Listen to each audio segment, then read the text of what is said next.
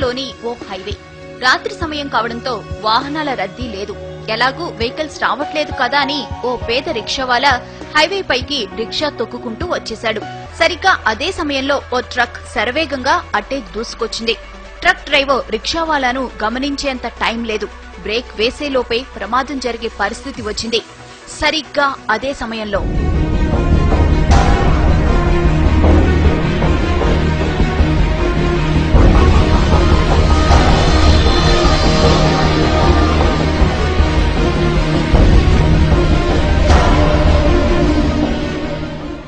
ఇది జరిగిన ఘటన. ట్రక్ డ్రైవర్ ఖచ్చితంగా ప్రమాదం జరిగిందని, తాను ఎవరినో గుద్దేశానని భావించి గబగబా ట్రక్ దిగి వచ్చాడు. అటు ఇటు అంతా చూశాడు. ఎక్కడా ఏమీ లేదు. ప్రమాదం జరిగిన ఆనవాళ్లు లేవు. అసలక్కడ ప్రమాదం జరిగితే కదా.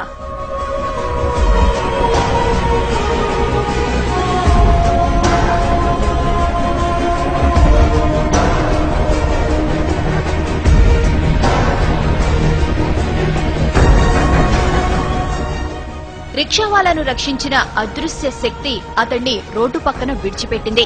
అతడు ఆరోగ్యంగా ఉన్నాడో లేదో తెలుసుకుంది. అతడు సరిగ్గానే ఉన్నాడని భావించి అక్కడి నుంచి మెల్లగా వెళ్లిపోయింది.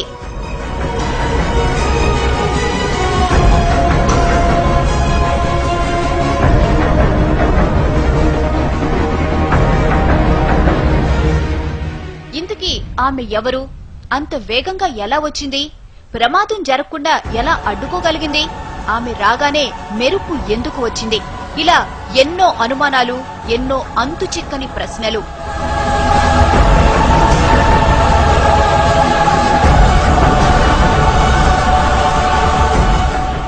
అంత వేగంగా మెరుపులా వచ్చింది కాబట్టి ఆమె ఖచ్చితంగా గ్రహాంతర వాసేనంటున్నారు కొందరు. గ్రహాంతర వాసే అయితే ప్రమాదం జరుగుతుందని ముందే ఎలా ఊహించిందని ప్రశ్నిస్తున్నారు ఇంకొందరు.